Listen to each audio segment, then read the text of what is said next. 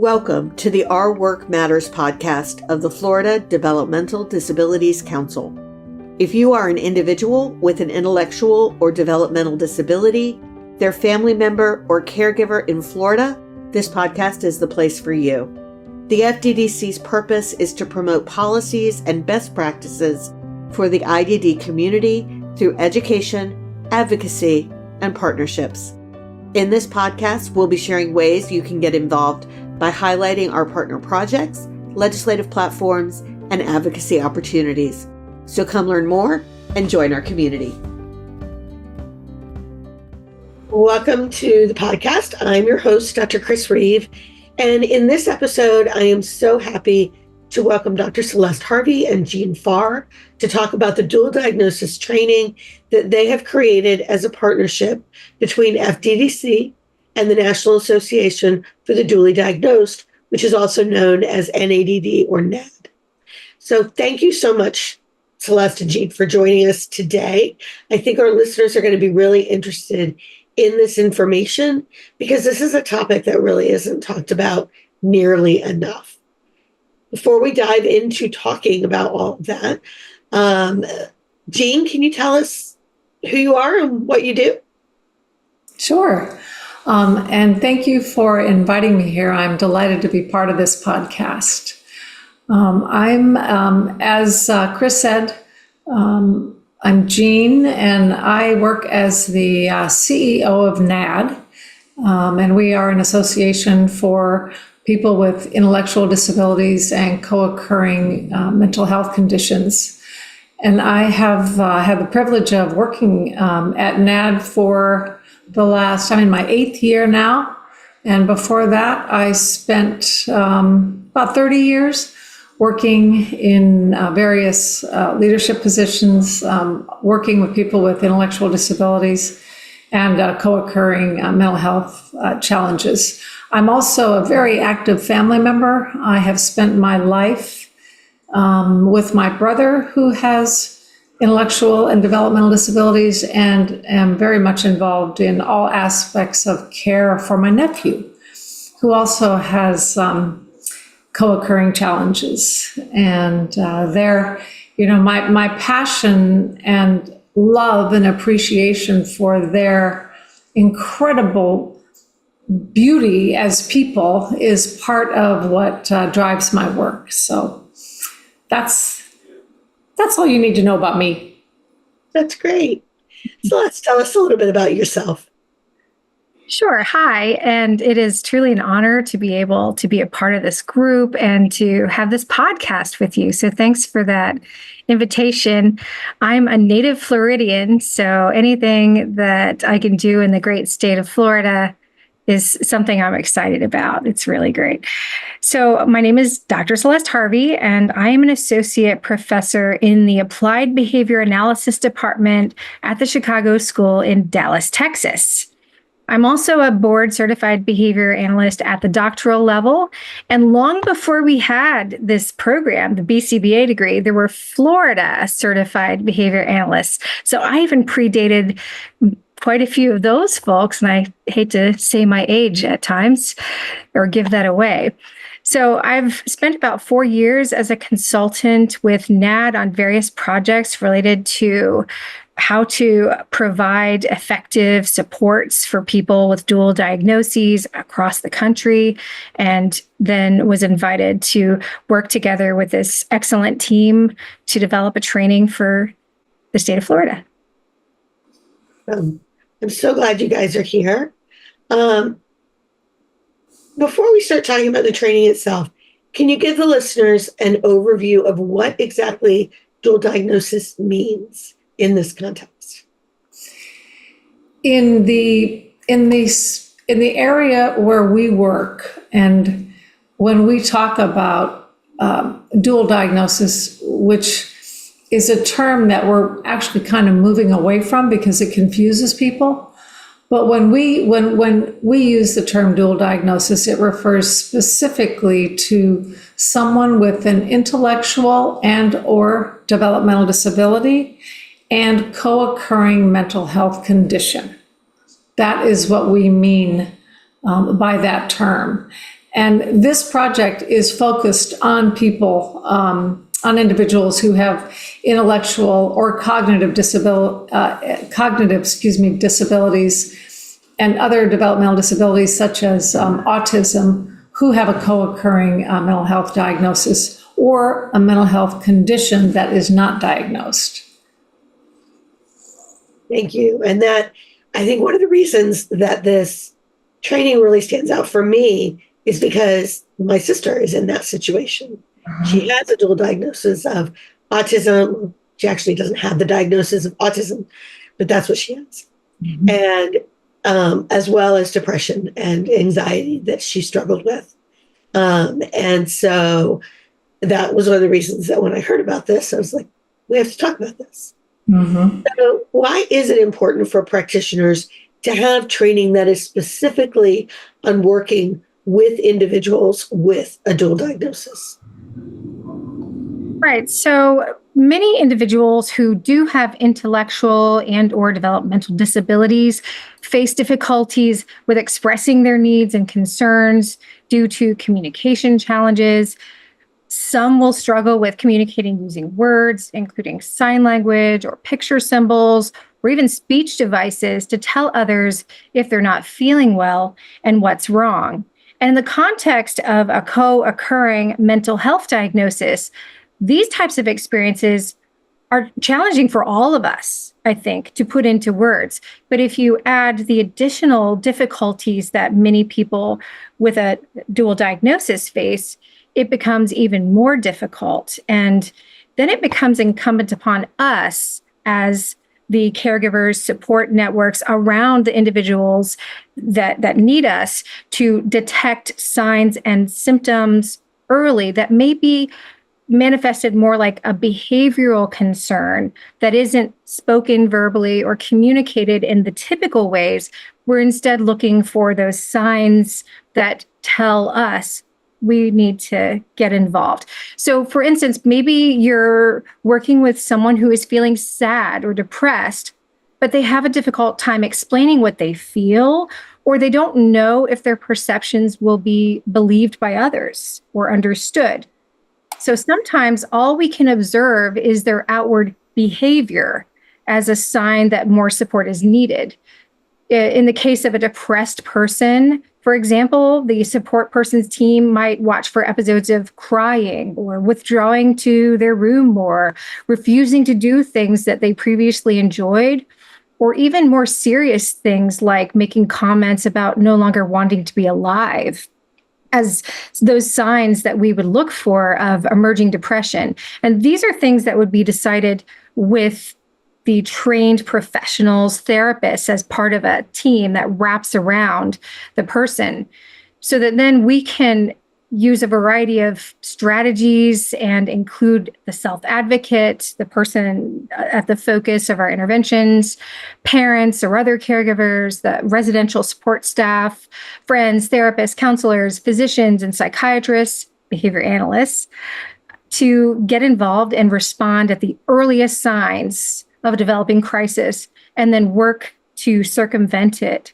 So the goal of that support team will always be to honor the individual's wishes and include them in planning to the extent possible, so we can help minimize their stress or potential harm by providing care that they need to help them regain their self-determination that is so important in their lives. And I really like that you emphasize that they may not be able to tell you how they feel. I think that's something, one of the things that the self-advocate movement has brought to us is really being able to understand what's going on with some of our individuals with disabilities, that I feel something, but I can't describe it well. And so I think that's a really good point. We're not very early on, many, many years ago, because I'm old and my sister's older. She went to a psychiatrist, and, his answer was, well, are you depressed? And to her, it was like, well, if I say I'm depressed, if you're depressed, you get locked in a hospital, was her perception. Mm-hmm. And she didn't know what that meant. She didn't know what depressed meant. It's like, that's not how you can figure this out with her. She can't she is perfectly verbal, but she can't tell you that. So I think that's a really, really good point. I'm glad you brought that up. So tell us more about the training itself. We work with people like you to develop, as the council, to develop training, and it's more than just writing a PowerPoint. There's a lot more that goes into it to make sure it's really doing what we want it to do together. So tell us a little bit about that process and what the training is like. Building upon what Celeste and then you just said, Chris, the sort of the foundation of the trainings that we develop with industry experts from around the country is to equip people to be able to read another's sort of behavior, ways of being, interacting, read it through the advanced lens of someone looking for the differences, sort of the specific ways in which people who have cognitive disabilities kind of share how they're feeling, and then be equipped to effectively address those concerns, again, through the lens of training. So the training, we've been involved with you all at the FDDC for some years now. And a couple of years ago, as part of this project, we developed a series of trainings developed and then conducted by, again, industry experts. And we developed modules on augmentative and alternative communication, reducing risk in crisis prevention and intervention. We did a module on positive supports and wellness, trauma-informed approaches, understanding dual diagnosis, and then working effectively with autistic people. And those were developed and then piloted and finalized. And those incorporate, the qualities that we talked about a few minutes ago. Now, last year, we had Dr. Celeste Harvey and Dr. Mark Harvey work and develop a series of training on crisis. So they developed trainings on what to do before crisis, during crisis, and after crisis. And so their extensive research and that of other folks on our research team wound up being transformed into these beautiful training modules that were piloted last year. And every time we do a training project with you all and with anybody, we develop it, refine it, do peer reviews, and then we pilot it. So we piloted it last year and made some final refinements, and then Dr. Celeste Harvey and Dr. Mark Harvey actually presented this training last week in Orlando at a conference, these crisis modules. So we're very excited about this particular series of trainings, and we're adding to it this year a module on non-aversive approaches to behavior management, including collaborative problem-solving type approaches. We have that being created as we speak, and we will be finalizing that and then rolling that into this series later this year. That's incredible. I heard you guys had a great crowd at CARD when we were recording this. They did that last weekend. Mm-hmm. So at the time that we're recording this, where are you in the project in terms of putting it online, making it accessible, anything like that? So where we are right now, we have converted the 4 modules that we completed last year, the overview of crisis, the pre-crisis, during, and post-crisis modules. They have been converted to an online format. That is in the process of being sort of discussed in terms of how to make that available to everyone.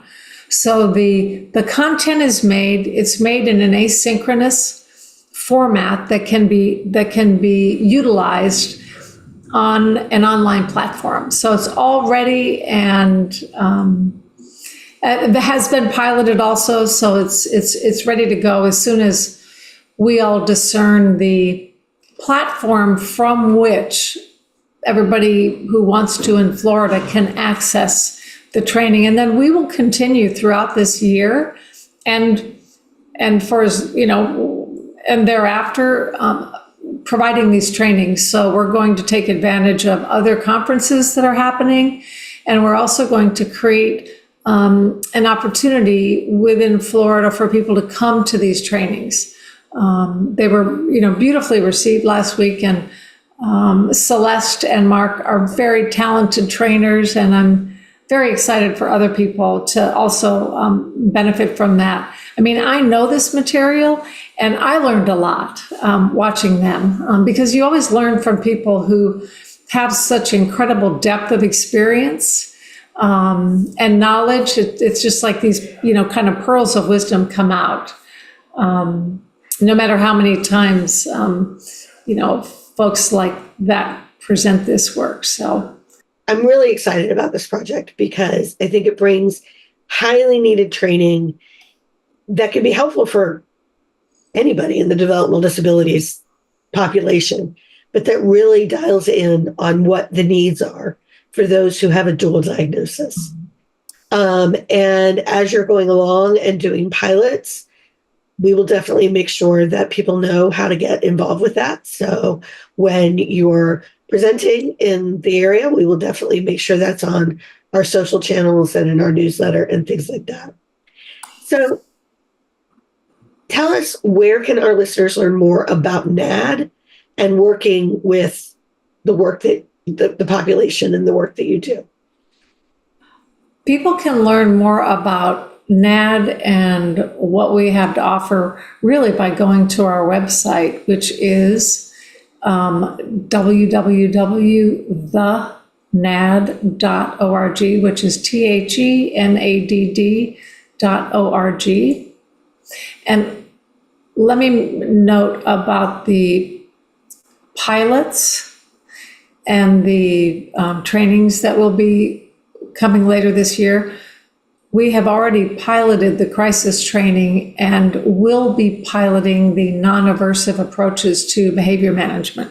That will be a pilot, and we will look forward to hearing from people regarding their opinions and suggested refinements. We learn a lot through the pilots, but that will be the module that we'll be piloting this year. Celeste, do you have anything that you want to add about the training itself and what areas the participants learn about? Sure. So there are currently 4 modules in our training with an overall emphasis on strategies to prevent and de-escalate a crisis, a mental health crisis or behavioral health crisis at all levels, with that focus on trauma-informed care to minimize stress or harm to the individual supported. We know this is quite common in all areas of healthcare, behavioral health, mental health care. The first module deals with an overview of intellectual and developmental disabilities and defining crisis within a biopsychosocial model to account for the person's comprehensive strengths and also their needs. Then the second module covers pre-crisis behavior. So it may sound like we're just standing up at the lectern and telling people what to do, but we do make it an interactive opportunity because as much as it's such an honor and privilege to be able to speak to people about a topic that I love and that I know Dr. Mark Harvey loves, it's wonderful to get that exchange of ideas from people in the audience who have their own lived experiences and give such valuable contributions.